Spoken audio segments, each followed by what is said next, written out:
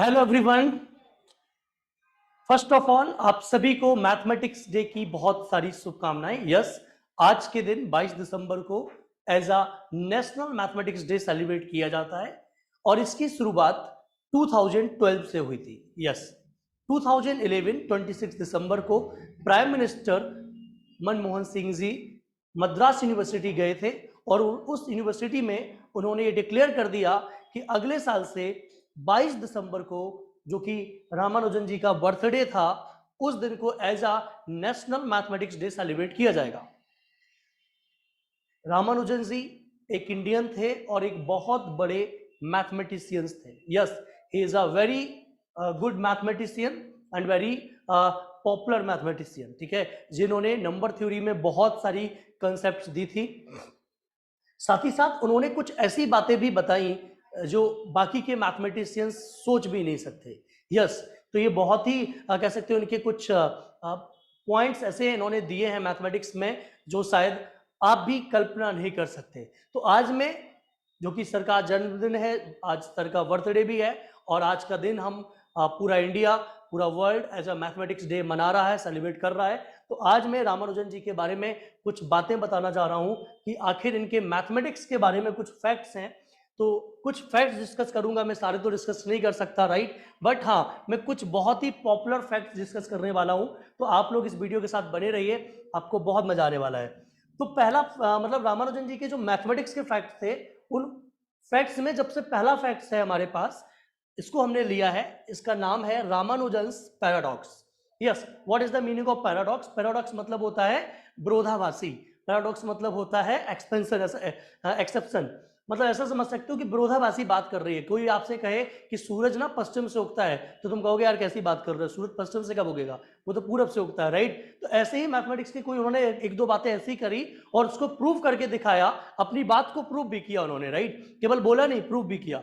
तो ये रामानुजन जी का जो पैराडॉक्स था, जो विरोधाभासी स्टेटमेंट था, वो क्या था कि 1 + 2 + 3 + 4 dot dot dot up to infinite तक जाते हैं तो आंसर -1/12 आएगा। सारे मैथमेटिशियन परेशान कि अरे कैसे आएगा, it is not possible, it is not possible. क्यों?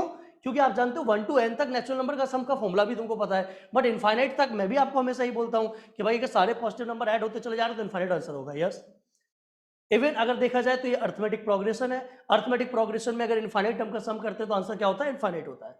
ठीक है, तो इसका आंसर क्या होना चाहिए था? इनफाइनाइट होना चाहिए था, बट सर ने बोला कि आंसर होगा -1/12। ठीक है भाई, बहुत ही इंटेलिजेंट बंदे थे ये। ठीक है, तो सर की बात को समझते हैं यार, कैसे उन्होंने -1/12 करके दिखाया। ठीक है, तो आप लोग भी बने रहिए इस वीडियो के साथ, देखिए आखिर कैसे 1/12 आया होगा, है ना। चलो बेटा, तो प्रूफ करके दिखाते हैं। तो हम लोगों को क्या प्रूफ करना है समय? तो हम लोगों को आज रामानुजन जी का पैराडॉक्स स्टेटमेंट प्रूफ करना है। तो हमें क्या प्रूफ करना है बेटा? हमें प्रूफ करना है कि 1 + 2 + 3 + 4 + 5 अप टू कहां तक? इनफाइनाइट तक, इसकी जो वैल्यू आएगी वो -1/12 आएगी। सपोज हमने इसको एस मान लिया, मतलब मुझे एस को 1/12 प्रूफ करना है। तो कैसे प्रूफ होता है ये, इसको समझते हैं थोड़ा सा बेटा। तो इन्होंने ना दो सीरीज कंसीडर की। Let us consider two series. तो पहली जो सीरीज थी वो थी बेटा 1 - 2 + 3, सॉरी 1 - 1 + 1 - 1 + 1 - 1 अप टू इनफाइनाइट। और बोल रहे एक सीरीज हम और देखना चाहते हैं, उस सीरीज का नाम क्या दिया? 1 - 2 + 3 - 4 + 5 - 6 अप टू। अब आप सोच रहे हो कि सर ने ये दो सीरीज क्यों लिया? आखिर उन्होंने इन दोनों सीरीज की हेल्प से ही इसको प्रूफ कर दिया। इसको प्रूफ कर दिया, जो स्टेटमेंट हमें प्रूफ करना है। क्या किया गया समझते हैं बेटा। सबसे पहले हम थोड़ा सा काम ए पर कर लेते हैं। आपको मैंने बताया है बहुत अच्छे से कंसेप्ट कि अगर इनफाइनाइट टर्म्स कभी भी होते हैं और अगर हमारे कुछ टर्म्स रिमूव करने के बाद अगर सीरीज हमारी सेम मिलती है तो उसको एज इट इज लिख सकते हैं। इसमें मैं आपको एक कंसेप्ट सिखाता हूँ, मरीन ड्राइव वाला, याद है ना? हर बार एक बूंद अगर ड्रॉप निकाल लेते हैं बाहर तो भी वो फुल रहता है, कंसेप्ट है, सुनो। तो एक काम करते हैं, अगर बच्चों में यहाँ से 1 लिया और यहाँ से माइनस कॉमन ले लूँ तो अंदर क्या बचेगा? 1, ये 1 पॉजिटिव हो जाएगा, ये माइनस हो जाएगा, +1 - 1 +1 अप टू कहां तक जाएगा? क्या बच्चों ये ए नहीं है? यही तो है ए, तो इसको ए बोल देते हैं। तो ए इक्वल टू क्या हो जाएगा?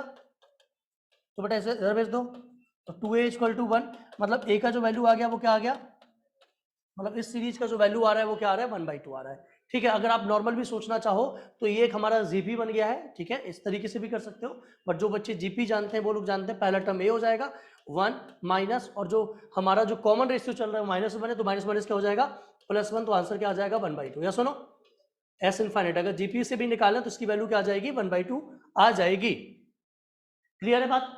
अब हम लोग देखते हैं कि आखिर बी की वैल्यू क्या होती है। ठीक है, इस बी को समझते हैं। तो यार बी के लिए एक काम करते हैं, अगर हम लोग a माइनस बी करते हैं, क्या करते हैं, a माइनस बी, तो बच्चों देखो a में से b को अगर सब्ट्रैक्ट करें तो 1 में से 1 गया क्या हो जाएगा 0, -1 ये प्लस का 2 हो जाएगा, तो 2 में से 1 गया क्या आ जाएगा 1, ये सुनो 1 हो जाएगा। अब इधर देखते हैं, ये 1 है और ये क्या हो जाएगा माइनस, तो -2। अब अगला देखते हैं, ये क्या है हमारा -1 और ये क्या हो जाएगा +4, तो क्या हो जाएगा बेटा +3। तो अगर ध्यान से देखा जाए तो ये सीरीज बन रही है, सुनो, और इसको क्या बोलते हैं, ध्यान से देखो बेटा, ये क्या था, ये बी ही था, बी ही तो है ये, बोलो बेटा। तो एक्चुअली 2b की वैल्यू क्या हो गई a, तो बेटा b की वैल्यू क्या आ गई 1/4, क्योंकि a की वैल्यू हमारे पास 1/2 आ चुकी है। तो मतलब a की वैल्यू 1/2 है, इस सीरीज की वैल्यू 1/2 है, और इस सीरीज की वैल्यू क्या है 1/4 है। अभी हमने दो सीरीज कंसीडर की जिसकी वैल्यू मुझे 1/2 और 1/4 पता है। अब हम लोगों को क्या करना है, अब हम लोगों को करना है प्रूफ, हमें तो x की वैल्यू निकालनी है, राइट। मुझे क्या निकालना है बच्चों, s की वैल्यू -1/12 आना चाहिए। ठीक है, तो अब हम लोग क्या करेंगे बच्चों, अब हम लोग करने जा रहे हैं s माइनस बी, यहां तक नोट कर लीजिए। अब हम लोग क्या करने जा रहे हैं s माइनस बी या b माइनस एस। तो सपोज मैं b माइनस एस कर देता हूं, ठीक है। अब हम लोग कर देते हैं बेटा क्या, b minus S, b minus S. तो ये आपको पता है कि b क्या था, जल्दी बताओ b क्या था, जरा बताओ बच्चों, b क्या था हमारा 1 - 2 बोलो +3 -4, यही तो था अप टू इनफाइनाइट टर्म्स तक, बीच में माइनस, और s क्या है जिसकी वैल्यू निकालनी है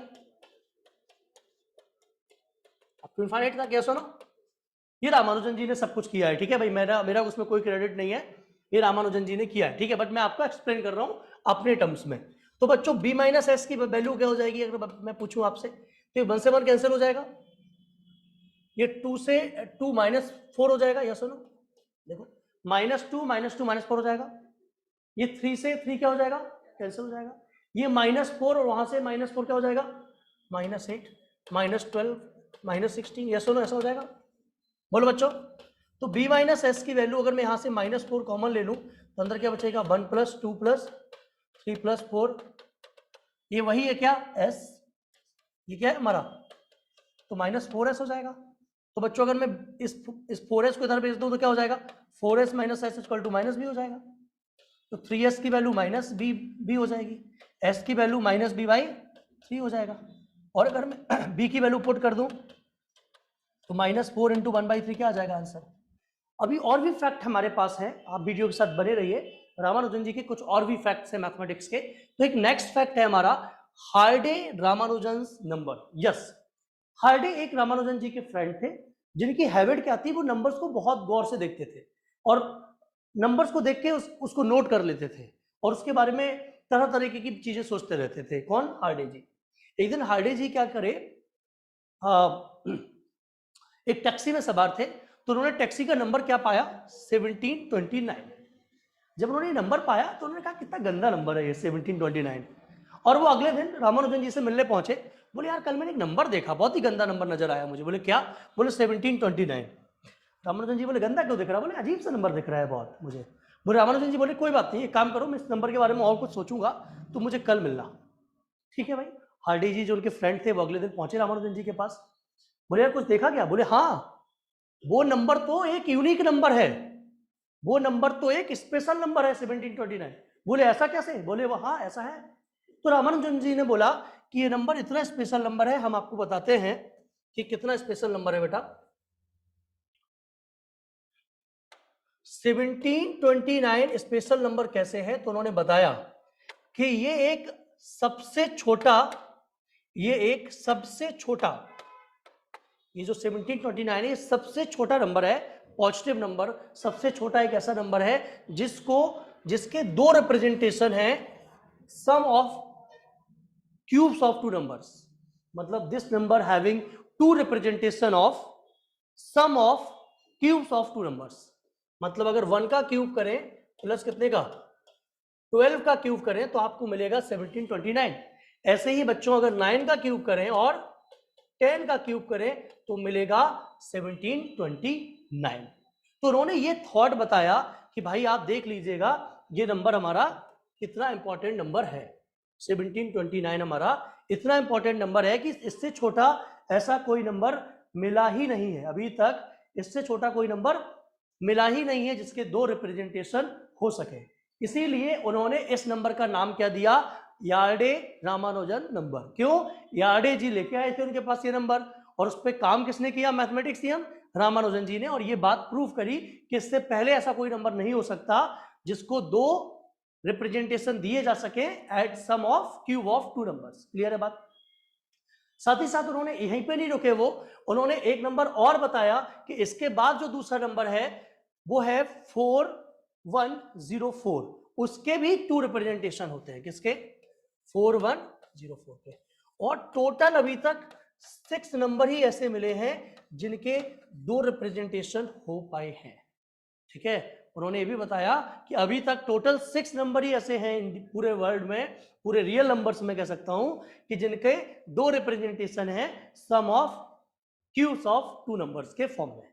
क्लियर है बात। तो इसीलिए इस नंबर को हम लोग क्या नाम से जानते हैं, यार्डे रामानुजन नंबर। और बच्चों अगर आपको मैं वो 6 नंबर बताऊं, जो छठवां नंबर निकाला गया, ये पहला हो गया, ये दूसरा हो गया, ऐसे ही जाते जाते जो सबसे बड़ा छठवां नंबर है वो है 24153311254312065344। इतना बड़ा नंबर है, इसको दो रिप्रेजेंटेशन किए जा सकते हैं। ठीक है, यही अभी तक का सबसे बड़ा नंबर निकाला गया है, छठवां। मतलब 6 नंबर्स ऐसे हैं जिनके दो रिप्रेजेंटेशन बनाए जा सकते हैं। साथ ही साथ बच्चों एक बहुत इंटरेस्टिंग नाम और दे दिया रामानुजन जी ने इस नंबर को, और वो नंबर का नाम क्या दिया, टैक्सी कैब नंबर। ठीक है, क्योंकि ये नंबर एक टैक्सी का था तो उन्होंने उसको भी रख दिया, उसको भी श्रेय दे दिया कि भाई ये टैक्सी का नंबर था, तो टैक्सी कैब नंबर इसको बोला जाता है। क्लियर हो गए। तो ये दो फैक्ट आपको बहुत मजेदार लगे होंगे रामानुजन जी के मैथमेटिक्स के बारे में। अब हम लोग बढ़ते हैं अपने थर्ड फैक्ट की तरफ, और थर्ड फैक्ट भी बहुत इंटरेस्टिंग होने वाला है बच्चों। आज आप भी इसको बनाना सीख जाओगे, मैजिक सिखा दूंगा आपको। इसको नाम दिया है रामानुजन्स मैजिक स्क्वायर। इस मैजिक स्क्वायर की जो अगर कहा जाए कि आखिर ऐसा क्या इस मैजिक स्क्वायर में है, तो आप इसको काउंट करिए जरा एक बार, इन सबको काउंट करिए जरा एक बार बच्चों, कितना आ रहा है। डू काउंट 15 टू 17 टू 19, 9, ठीक है, 9 10 12 और 113, 139। Is this clear. तो इस रो का नंबर क्या है, 139 है। आप इस रो को काउंट करिए कितना आ रहा है, 139। आप इस रो को काउंट करेंगे क्या आएगा, 139। आप इस रो को काउंट करेंगे क्या आएगा, 139। आप इस कॉलम को काउंट करेंगे क्या आएगा, 139। इस कॉलम को काउंट करेंगे क्या आएगा, 139। इस कॉलम को काउंट करोगे क्या आएगा, 139। इस कॉलम को काउंट करोगे क्या आएगा, 139। अरे अगर आप डायगोनल्स को काउंट करते हो इसको, तो इन डायगोनल्स का भी सम क्या आएगा, 139। अगर आप इन डायगोनल्स को लेते हो तो इन डायगोनल्स का सम भी क्या आएगा, 139। अगर आप इन चारों नंबर को काउंट करते हो तो भी सम क्या आएगा, 139। इन चारों नंबर को काउंट करते हो तो भी सम क्या आएगा, 139। अगर आप इन चारों नंबर को काउंट करते हो तो सम क्या आएगा, 139। इन चारों नंबर को काउंट करते हो तो सम क्या आएगा, 139। इन चारों नंबर को काउंट करते हो तो सम क्या आएगा, 139। इन चारों नंबर को काउंट करते हो तो सम क्या आएगा, 139। तो आप सोच रहे होगे सर ये बहुत मैजिक, बहुत मुश्किल से बनाया गया होगा। अरे चलो ठीक है, ये तो एक मुश्किल है ही, ये तो एक मुश्किल है ही, बट फिर भी बहुत मैथमेटिशियन, इवन आप भी अगर ट्राई करोगे तो कुछ तो ऐसा बनाया जा सकता है। कैसे बनाया जा सकता है, जिनका सम रो का, कॉलम का, डायगोनल का, यहाँ भी बना सकते हो।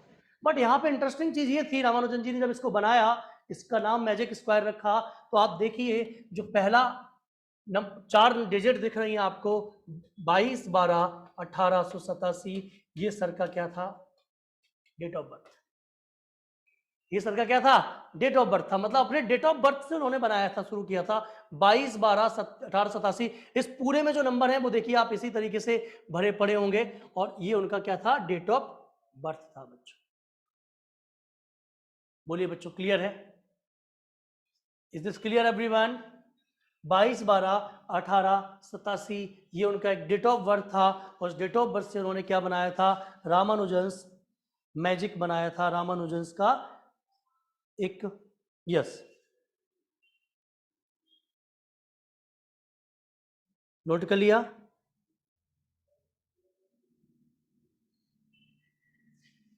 ठीक है बच्चों, तो आप देख लीजिए, आप कहीं से भी काउंट अगर करेंगे तो आपको क्या मिलने वाला है? रामानुजन्स मैजिक स्क्वायर मिलने वाला है, और आप इजीली इस मैजिक स्क्वायर को काउंट करोगे तो आपके जो आंसर आने वाला है वो क्या आएगा? 139 इन एवरी एंगल। अच्छा बच्चों, क्या आप ऐसा मैजिक बना सकते हैं? क्या आप ऐसा मैजिक बना सकते हैं? तो रामानुजन जी ने कहा कि चलो कोई भी इसको बना सकता है, इस तरीके की चीज को सोच सकता है। तो उन्होंने एक तरीका बताया, वो तरीका क्या है वो भी मैं आज आपको सिखा दे रहा हूं। एक तरीका बताया उन्होंने, वो तरीका भी हम लोग सीख लेते हैं एक बार।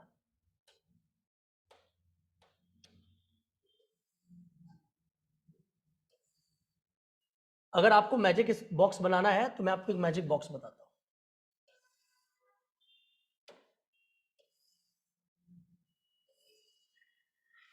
इस मैजिक बॉक्स में क्या करिए, आप कोई भी अपना डेट ऑफ बर्थ ले लीजिए, मान लो डेट ऑफ बर्थ के, उस डेट ऑफ बर्थ के 4 पार्ट कर दीजिए, ए बी सी डी कर दिया, ए बी सी डी लिख दिया। लॉजिक समझना किस बेसिस पर उन्होंने इस चीज को बनाया था। आप एक स्क्वायर बनाइए, एबीसीडी लिख दीजिए। आगे अब आप क्या लिखिए, यहां से बेटा एबीसीडी लिख दिया, अब यहां से फिर से आप क्या लिखिए, ए बी सी डी, उल्टा लिख दीजिए, लिख दिया। अब इस ए को यहां लिख दीजिए, इस ए को यहां लिख दीजिए, इस बी को यहां लिख दीजिए, इस डी को यहां लिख दीजिए और सी को यहां लिख दीजिए। यहां क्या बचा रह गया? ए बी डी है, सी नहीं है, यहाँ पे डी नहीं है, यहाँ पे ए नहीं है और यहाँ पे बी नहीं है। आप कुछ भी करके देख लो, एबीसीडी नजर आएगा आपको। सम करो एबीसीडी, सम करो एबीसीडी, सम करो एबीसीडी, सम करो एबीसीडी, एबीसीडी, एबीसीडी, एबीसीडी, कहीं से कुछ भी कर लो, आपको सम क्या मिलने वाला है? एबीसीडी। तो आप कोई भी 4 नंबर लेके इस तरीके का बना सकते हो, कोई भी 4 नंबर लेके आप इस तरीके का बना सकते हो। बट ये 4 नंबर पे तो पॉसिबल है, बट रामानुजन जी ने जो नंबर लिए उसमें डिफरेंट डिफरेंट नंबर भी उन्होंने यूज किए हैं। 88 लिया है, 17 लिया है, 9 लिया है, मतलब देख रहे हो उनके नंबर ही अलग अलग है भाई। 22 यहाँ पे लिया है, दोबारा 22 लिया क्या उन्होंने? 12 दोबारा लिया क्या? 86 दोबारा लिया क्या? नहीं, उन्होंने कोई नंबर ही रिपीट नहीं किया है। तो ये तो बहुत ही हाई लेवल की चीज होगी, समझ रहे हो? नॉर्मल चीज में आप इसको बनाना चाहते हो तो आप 4 नंबर पे काम कर सकते हो। आप कोई भी 4 नंबर ऐसे ले सकते हो, एबीसीडी इस तरीके से पैटर्न लिख लो और उनको आप सम कर सकते हो। मान लो कोई भी, मान लो एग्जाम्पल में आपकी डेट ऑफ बर्थ बताइए क्या है? 2003। तो आप ये 4 नंबर ले लो, 1 2 3 4, तो इससे बना सकते हो। क्या बनेगा बोलो, कैसे बनाओगे अगर इसको बनाना चाहोगे आप? तो अगर आप इसको बनाना चाहोगे तो 25 12 20 और 3, यहाँ 25 12 20 और 3, यहाँ पे 25, यहाँ पे 12, यहाँ पे 20 और यहाँ पे 03। इसके बाद यहाँ क्या बचा रह गया हमारा? 20। यहाँ पे क्या बचा रह गया? 03। यहाँ पे क्या नहीं है? यहाँ पे क्या नहीं है? आप काउंट करना बेटा, 25 20 45 और 45 और 15 कितना हो जाएगा? 60 60। आप हर बार 60 ही काउंट कर पाओगे, ठीक है? आप इजीली काउंट करोगे तो आपको 60 नजर आएगा। यस और नो बच्चों, समझ में आया? तो ये भी रामानुजन जी का एक कह सकते हो बहुत ही मैजिकल स्क्वायर था जो उन्होंने बनाया था। और उन्होंने तो देखो जो नंबर यूज किए उसको दोबारा यूज ही नहीं किया, ठीक है? हम 4 नंबर पे तो एक बार सोच सकते हैं, बट डिफरेंट नंबर लेके इसको बनाना सच में एक कह सकते हो टफ टास्क है जो उन्होंने करके दिखाया था। एक लास्ट चीज लेके चलते हैं, इन्हें हम लोग रामानुजन्स इक्वेशन कहते हैं। इसको समझिए, इनको सॉल्व करना किसी भी मुश्किल टास्क के कम नहीं है। इनको अगर सॉल्व करोगे तो एक बहुत मुश्किल टास्क जाएगा, ठीक है? और ये अभी तो सॉल्व कर सकते हैं हम लोग क्योंकि हम लोग इस पैटर्न को समझ चुके हैं, बट उस टाइम पे ये सॉल्व करना जस्ट टू इम्पॉसिबल था। और यहाँ पे आपको एक्स और वाई की ऐसी वैल्यू फाइंड करनी है जो किस में बिलोंग करे? इंटीजर्स में बिलोंग करे। हमें एक्स और वाई की ऐसी वैल्यूज लेनी थी जो इंटीजर्स में बिलोंग करे और इसको सेटिस्फाई करे। तो इसको सॉल्व करना कैसे करते हैं बच्चों, समझ लेते हैं एक बार। आप इन दोनों को सब्ट्रैक्ट कर दीजिए। क्या कर दीजिए? तो क्या आ जाएगा? इज इक्वल टू -4 हो जाएगा बच्चों। इसको मैं अगर ऐसे लिख दूं रूट एक्स माइनस एक्स, ठीक है, और इसको मैं यहाँ लिख दूं माइनस कॉमन ले लूं तो root y minus y, sorry minus common लिया, सही है ना? अच्छा ब्रैकेट लगा दूं यहाँ पे, ठीक है, इक्वल टू क्या हो जाएगा माइनस। इसको क्या लिख सकते हैं बच्चों हम लोग? एक काम करते हैं, इसको और आसान कर देते हैं, थोड़ा और चेंज करते हैं इसको, ऐसे नहीं करते हैं थोड़ा, एक्चुअली हम लोग रूट एक्स और रूट वाई को एक साथ ले लेते हैं ना, तो रूट एक्स ये ले लिया और उधर का रूट वाई ले लिया एक ब्रैकेट में, ठीक है। इधर क्या बचा हमारे पास, वाई माइनस एक्स बचा ना बेटा, तो अगर माइनस कॉमन ले ले तो एक्स माइनस वाई हो जाएगा इक्वल टू -4, राइट। अब अगर मैं इसको ओपन करूं तो आप जानते हो इसको ओपन कर सकते हैं root x minus root y, और दूसरे ब्रैकेट में रूट एक्स प्लस, पढ़े हो ना, रूट एक्स का स्क्वायर रूट वाई का स्क्वायर, तो कॉमन क्या निकल आएगा, root x minus root y क्या आ जाएगा बेटा, कॉमन आ जाएगा, अंदर क्या बचेगा 1 माइनस, और यहाँ क्या बचेगा root x plus equal to minus का 4, यहाँ से हो जाएगा root x minus root y, और अगर यहाँ से बेटा माइनस कॉमन ले लें तो क्या बचेगा root x plus root y -1, और माइनस कॉमन लिया तो उधर क्या बचेगा 4। अब आपको पता है ये दो नंबर हैं, ठीक है, और दोनों हम आप समझ पा रहे होंगे कि ये जो दो नंबर है, दोनों नंबर का प्रोडक्ट क्या है 4 है, ठीक है, ये दो नंबर का प्रोडक्ट क्या है बच्चों 4 है। तो यहाँ पे अगर हम लोग पेयर बनाएं तो पेयर तो बहुत सारे पॉसिबल होंगे, बट मुझे एक्स और वाई को क्या चाहिए, इंटीजर चाहिए। तो अगर मैं यहाँ पे पॉजिटिव इंटीजर्स पेयर बनाऊं तो क्या पेयर बनेंगे, इसको समझ लेते हैं एक बार। एक बनेगा root x minus root y को हम लोग 2 ले लें, तो नीचे वाला क्या हो जाएगा बेटा, जल्दी बताओ, 2 हो जाएगा। अगर ऊपर 1 ले ले तो नीचे, और यहाँ 4 ले ले तो यहाँ पे। अब बच्चों आप क्या करिए, इसको अब आप क्या कर दीजिए, इन दोनों को अब आप ऐड कर दीजिए, क्या कर दीजिए ऐड करोगे तो आप समझ रहे हो कि बेटा रूट बाई कैंसिल हो जाएगा, क्या बचेगा 2 रूट -1 इक्वल टू यहाँ पे क्या क्या हो जाएगा 4 या फिर 5 या फिर 5, या सुनो 1 को उधर भेजोगे तो क्या हो जाएगा, या तो 5 या 6 या 6, रूट एक्स की वैल्यू क्या आ जाएगी, या तो 5/2 या फिर 3 या फिर 3। तो अब हम लोगों को तो इंटीजर वैल्यू चाहिए, राइट, तो 5/2 तो लेंगे नहीं हम लोग, बोलो बच्चों, क्योंकि अगर 5/2 लोगे तो क्या हो जाएगा, x क्या हो जाएगा 25/4, हमें तो क्या चाहिए इंटीजर, तो क्या लेंगे 3 लेंगे, रूट एक्स को क्या लेंगे 3, तो x क्या हो जाएगा, x की वैल्यू 9 हम लोग इस इक्वेशन में पुट कर दें, जो हमारी मेन इक्वेशन थी, किसी में पुट कर, इसी में पुट कर देते हैं, तो क्या हो जाएगा √9 + y = 7, तो y = क्या हो जाएगा 7 - 3, यानी कि y = क्या हो जाएगा 4। So right answer is 9,4, 9,4 is the right order pair that will solve this equation। तो इन इक्वेशन को रामानुजन से इक्वेशन बोलते हैं, और उन्होंने इसको सॉल्व करके दिखाया था। तो बच्चों आज का दिन आप सभी को एक बार फिर से बहुत बहुत मुबारकबाद, ठीक है। आज मैथमेटिक्स का डे है, तो बिल्कुल आप मैथमेटिक्स पढ़िए, और अगर आपका ड्रीम है NIT पहुंचना, NIT जाके कुछ बड़ी सी कंपनी में जॉब करना, तो डेफिनेटली आप अपने मैथमेटिक्स को स्ट्रॉन्ग करिए, क्योंकि कहीं ना कहीं मैथमेटिक्स बहुत बड़ा रोल रखता है, बहुत बड़ा इंपॉर्टेंस रखता है in the field of computer science, as well as आपके MCA में भी जो एग्जाम्स होते हैं उसमें मैथमेटिक्स बहुत इंपॉर्टेंट है।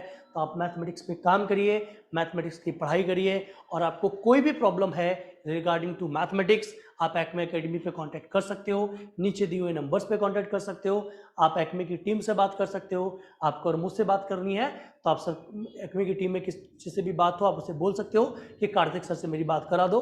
तो बच्चों ये हमने कुछ आज फैक्ट रखे सर रामानुजन जी के बर्थडे पर, उनके बारे में जो उन्होंने करके दिखाया वो मैंने आप तक पहुंचाया। अगर आपको ये वीडियो इंटरेस्टिंग लगा हो, और अगर आपको मज़ेदार लगा हो और इस तरीके की और भी चीज़ें आपको चाहिए हो, तो कमेंट बॉक्स में ज़रूर कमेंट करें। साथ ही इस वीडियो को ज़्यादा से ज़्यादा शेयर करें।